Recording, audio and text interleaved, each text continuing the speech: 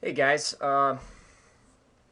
wanted to make this video about my recent research on the constellation Cygnus. Um, I came across a researcher known as Andrew Collins. He's done some amazing research on this constellation. However, I didn't feel like he was putting the pieces of the puzzle together. Um, and that's one of the reasons I wanted to make this video, was because I believe this constellation Cygnus is actually the representation of the phoenix, the mythical bird that dies and is reborn again. I wanted to touch on this real quick. On when you look at astrotheology or mythicism, I feel like while like Acharya S, she can get a lot of things right, and with Zeitgeist, that's really where I first got exposed to the idea of the solar hero, of just the reinvention of religion, of the same story over and over and over again. However, I think Acharya can take it almost too literally. Where what I mean by that is I feel, I haven't done all of the back research on Acharya, but from the critics of her will always say she has distorted. She not has only distorted Christianity, she has distorted mythology and all the other religions by saying their solar hero's birthday was December 25th. They had exactly 12 disciples, and every single one of them was the same exact way, and they were all crucified on the cross. And I don't believe there's a lot of information for that. However, I do believe that it is Christianity is just like an amalgamation of everything, but not necessarily each character is exactly the same. However, if you pull all the mythologies together, what you get and what you're going to get is Christianity. And I'm going to show you. Check out my latest upload. It's the Enuma Elish. It's a 7-tablet story of the Babylonian creation story, and I uploaded it as 7 separate videos. But it's a fantastic story, and I believe everyone should read that, and they should also read the Epic of Gilgamesh. And I uploaded that also in a playlist, and it's just an audio. It's like an audio reading, so it's real easy. Just click play and let it go. But I believe those are two incredibly important stories, and they both exemplify the solar hero. The Enuma Elish is Marduk, who is often portrayed as a Luciferian god. However, Marduk is just another solar hero creator, and he defeats the evil Tiamat, who we see represented over and over and over and over again as either a snake or a dragon. We'll see it in Egyptian mythology with Ra versus Apep, or we'll see it, you can even see it in Thor, where he fights giant snakes. You can see it in Hinduism with Krishna versus the Nagas. You can see it in even Christianity with either Jesus crushing the snake, or you can see it with God versus the counterpart to the behemoth, which is I can't think. I'll just post it on the video. The name of it. I having a brain lapse. Anyways, I'm gonna get into this constellation Cygnus. Here we can see this constellation right here, and it borders our our perpendicular line. And this is a northern constellation. And 17,000 years ago, this constellation actually represented the pole position. Where Polaris is today, Cygnus was a representation of the pole position, and was extremely important. And one of the things Andrew Collins discovered was in the stone circle in Armenia, you have alignments with Cygnus to the north.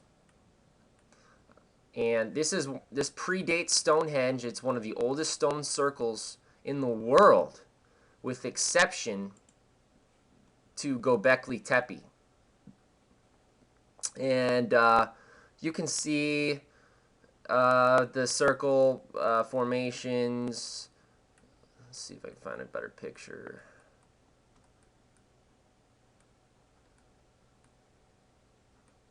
You can see the circular formations that they had in Göbekli. However, the thing I want to focus on, and while there are all sorts of animal representations at Göbekli, the one I find extremely interesting, if I can find it here, is the image of the solar bird. Here it is.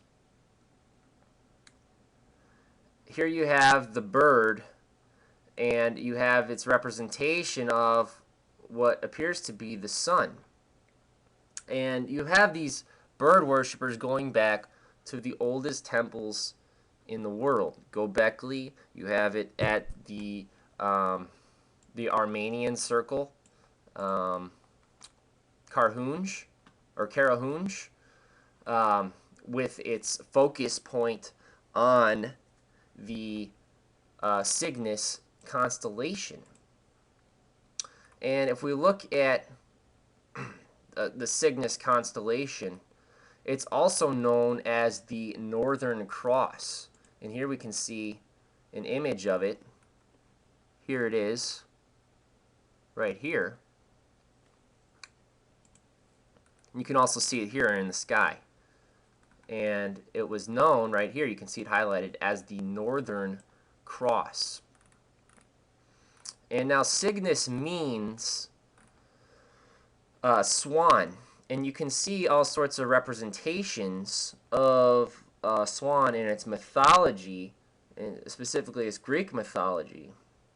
And Zeus is known to have turned into a swan and impregnated the Spartan queen, who then gave birth to the Gemini twins, gave birth to Helen of Troy, and Clytemnestra, who was the wife of Agamemnon.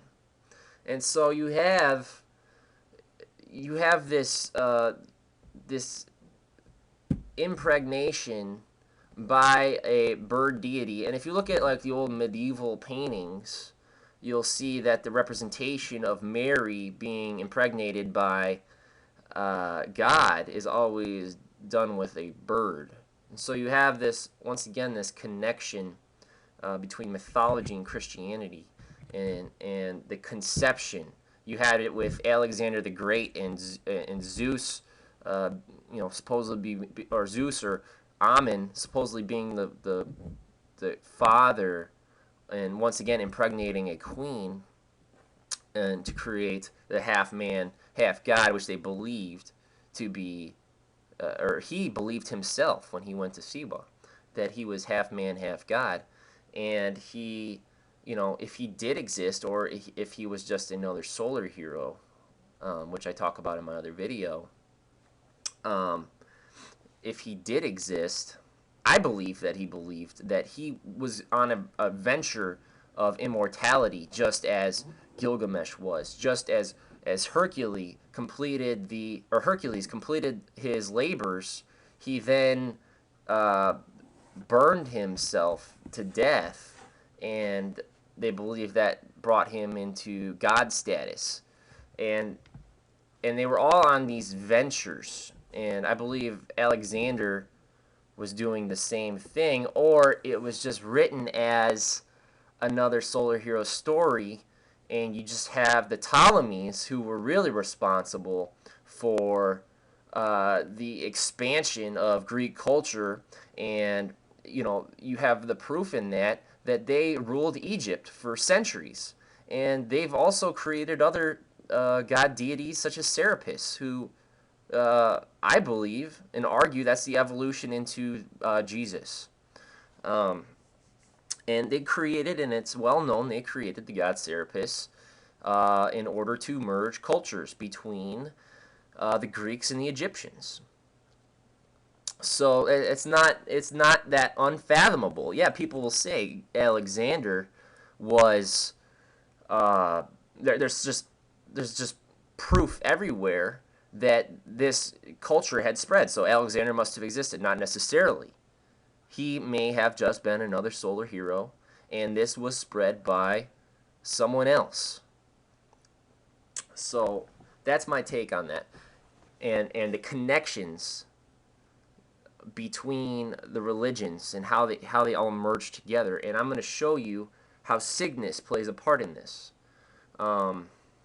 You also have the king Cygnus here, Cycnus, who, if we go to his page, we will see that he was a evil king, and in one story he is slain by Hercules. Okay, and if we go back to Google Earth, we can see Cygnus here, and we can see Hercules here. And you can clearly see the connection between the two, and how it appears Hercules could be involved with this constellation Cygnus.